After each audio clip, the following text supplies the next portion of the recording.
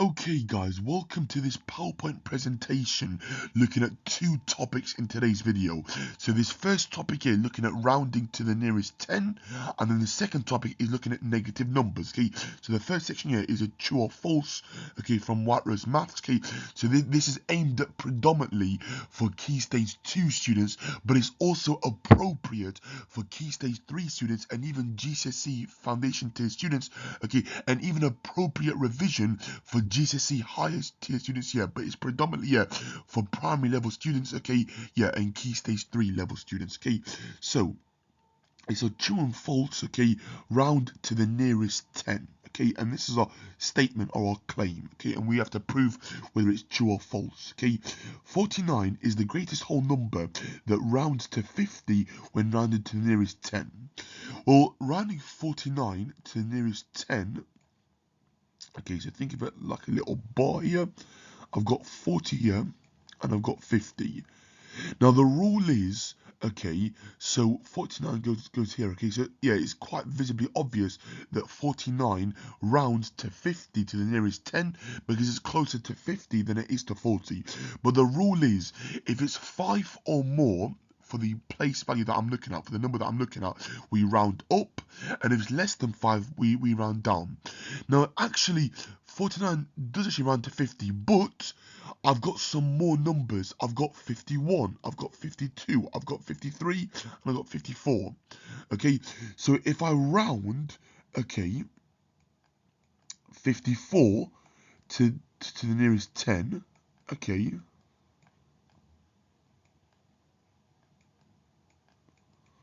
what do I get? Well, again, so think of it as like a little bar model. Okay, here this time I've got 50 and I've got 60. Okay, 54 is somewhere along the lines of here. So 54 is obviously closer to 50 than it is to 60. Okay, so 54 rounds, okay, to 50 to the nearest 10. Okay, because looking at your place of value, so looking at the number next to the tens column, so that's my tens column and that's my units column. So looking at my units column, if the units, okay, column, if that's 5 or more, then I round up. Less than 5, I round down. And because that's number 4, that rounds down to 50, okay? If it was 55, then it is going to obviously be 60, okay? But the answer to this question here, so this is actually false, because the largest number that rounds to 50 to the nearest 10 is actually 54. Okay, so 54, okay, because, yeah, it's looking at the greatest whole number. Whole number means integer, okay? So 54 is actually the greatest whole number that rounds to 50 when rounded to the nearest 10, okay? So nearest 10, you are always looking at the units column. If it's 5 or more, I round up or I bump up. If it's less than 5, then I round down or bump down, okay? So this statement or this claim is false. This next one, true or false, looking at negative numbers, negatives, okay, the difference between 12 degrees and negative 4 degrees is 8 degrees. Okay, so the difference between 12 degrees and minus 4 degrees, okay, is 8 degrees. Okay, so is this true or false, this claim? Well, difference, okay, think of difference as the largest number, okay, or the biggest number, take away the smallest number, okay. The word difference here is always going to be a positive answer. So the word difference will always be, yeah, a positive whole number, or a decimal or a fraction, okay. So the word difference will never be negative in maths, okay. So it's 12 take away negative 4. 12 subtract negative 4, okay. Well, the two negatives, okay, change the sum to a plus. So it's 12 plus 12 plus 4, 12 add 4, which is 16. So the difference between 12 degrees and negative 4 degrees is actually 16 degrees Celsius, okay. Think of it like a thermometer, okay. I've got minus 4 here and I've got 12 here, okay. So minus 4 to 0, I've added 4, and then 0 to 12, I've added 12, okay. And 4 plus 12 is 16. Okay, so the difference in temperature, okay, between 12 degrees and minus 4 degrees, okay, Celsius, is actually 16 degrees Celsius and not 8 degrees Celsius, okay? So this statement or this claim is false, okay? And the reason why they got 8, I'm guessing, yeah, as like a common misconception, is because they did 12 take away 4 and not 12 take away negative 4, okay?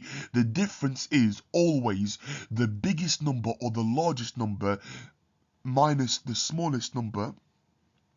Yeah, okay, from there. So, yeah, it is always the largest number, take away the smallest number, or the biggest number, take away the smallest number. But you include the sign as part of the sum. It's 12 subtract negative 4, which is 16. Okay, so now looking at some more negative numbers. Okay, worksheet from the White Rose Maths. This is question number 1. So complete the number line. Part A, minus 5, minus 4, minus 3, minus 2, minus 1, 0, 1, 2, 3, 4, 5. This next one is minus 25. Okay, so it's going up here in 5's case, so 0 plus 5 is 5, so that'll be 10. 15, that'll be 20, and then 25.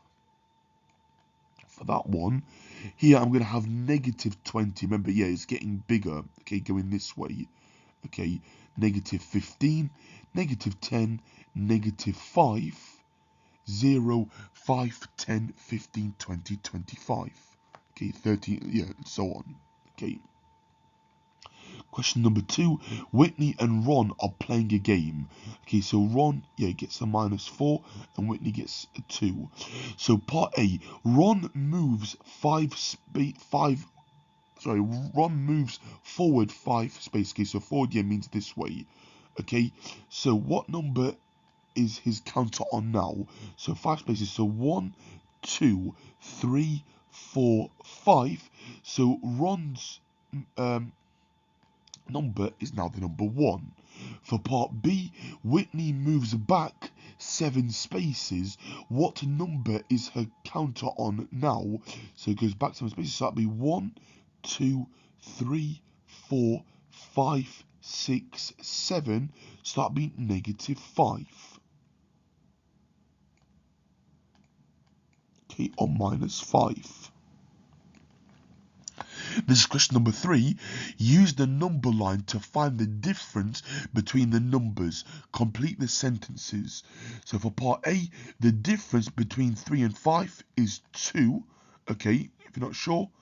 So work out the number of jumps. 1, 2.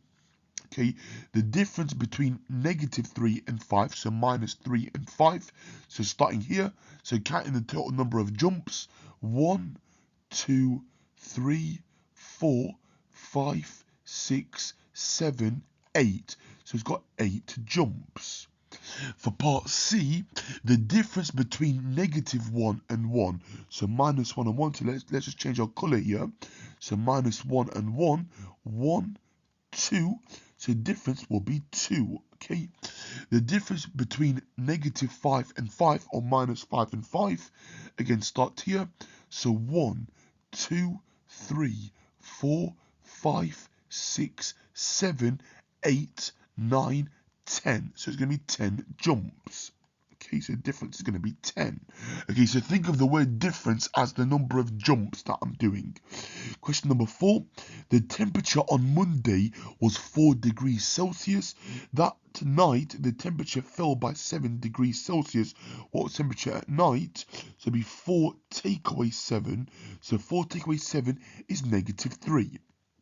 Okay, but if you're not sure, you can use a number line here to obviously check your answers. If you look here, 4 take away 7, so 1, 2, 3, 4, 5, 6, 7, so it lands on negative 3. So it'd be the temperature on Monday night was minus 3 degrees Celsius, okay, or negative 3 degrees Celsius. For part B, on Tuesday, the temperature was 13 degrees Celsius. By how many degrees did the temperature rise from Monday midnight to Tuesday. So essentially, yeah, I'm working out the difference here. So it's -3 to 13. So it's 13 subtract -3. So being very careful here with our signs. Okay, that goes to 13 plus 3 because the two minuses make a plus as a sign, which is going to be 16 degrees Celsius. Okay, so the answer is 16 degrees. Okay, so the temperature rose by 16 degrees from Monday night, okay, to Tuesday night for that one. Okay, this is question number 5. This bar chart shows the average temperatures for each month at the North Pole. Okay, obviously North Pole, yeah, is what we class, yeah, as like very, very cold, yeah, and like freezing, obviously there. Okay, temperature in degrees, month of the year. For part A, on average, which month is the hottest? So which month is the hottest? That will be July, okay, because that has the highest, yeah, like number going in this direction, okay. So reading it from bottom to top, on average, which month is the coldest? So which one's the lowest?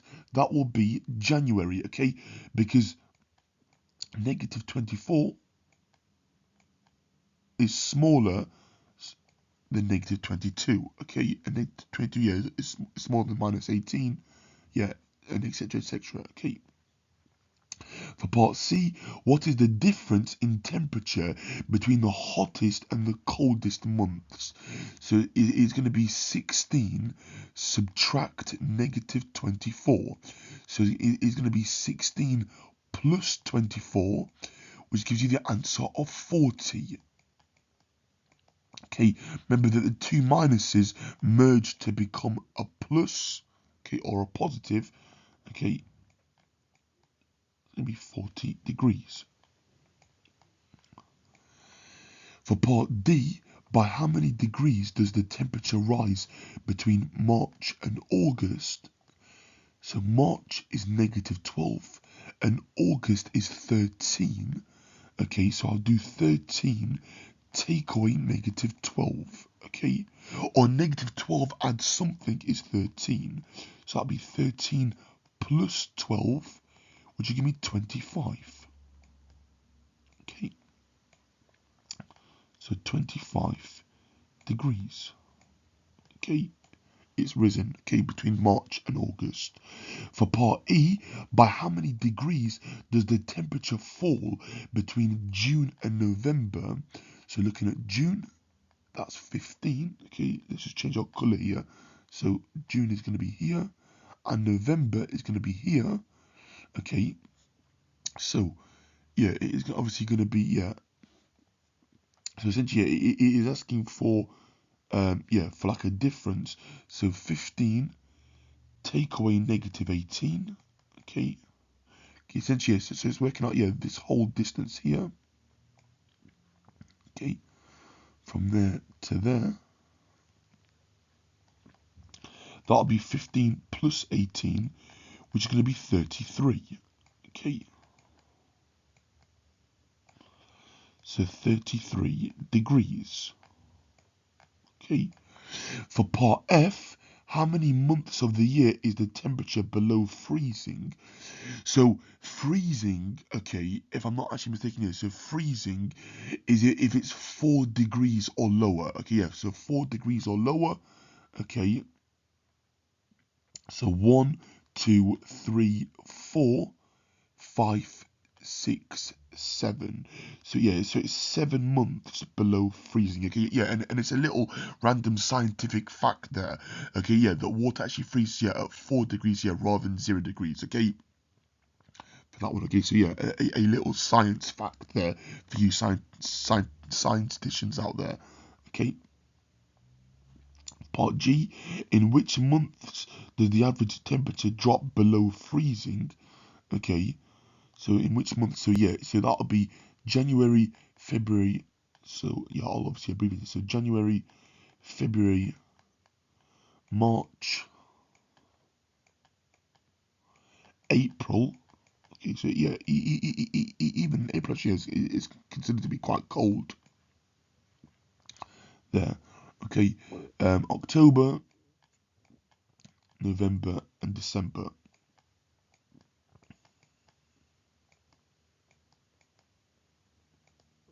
Okay, so they are months there. Question number 6. Okay, Teddy is on the 4th floor of an office building, which is 14 meters above the ground. Okay, so think of ground, yeah, as 0. Okay, like level 0. So Teddy's 14 meters above that. Okay, so Teddy is here. Okay, label that as T. Rosie is in the underground car park, which is 3 meters below the ground. Okay, so Rosie is going to be here. Okay, think of that as -3, and Rosie will be here. How far apart are they? Well, it'd be 14, subtract -3. So 14 take away -3 is 14 plus 3, 14 add 3, which will be 17. And then the units are going to be meters. Okay, so Rosie and Tommy, or Tommy and Rosie, are 17 meters apart. Okay, so they're 17 meters apart. Okay, and there's no harm in drawing like a little picture, like a vertical like diagram here to obviously help you visualize it. Question number 7. What number is the arrow pointing to? So look at the geometry. So I've got 1, 2, 3, 4, 5. Okay, so yeah, so 5 jumps here is going to be 10. So each little jump will be 10 divided by 5, which is 2. So it goes up in 2s. So 0, 2, 4, 6, 8, 10. Then it'll be -2, -4, -6, and -8. So the arrow is pointing to -4 or -4. Okay, for part B, what number is halfway between C and D? So -4 and 10. So if I add the numbers together and then half it, -4 plus 10, or -4 plus 10 all over 2. Okay, so -4 plus 10 is 6. 6 divided by 2 is 3. Okay, so the number halfway between C and D is the number 3. Okay, so number 3 is smack bang in the middle there. Okay, so -4 plus 10, yeah, equals 6. Okay, because if you think about it, okay, yeah, another way of obviously writing it, -4 plus 10, yeah, is a little trick here.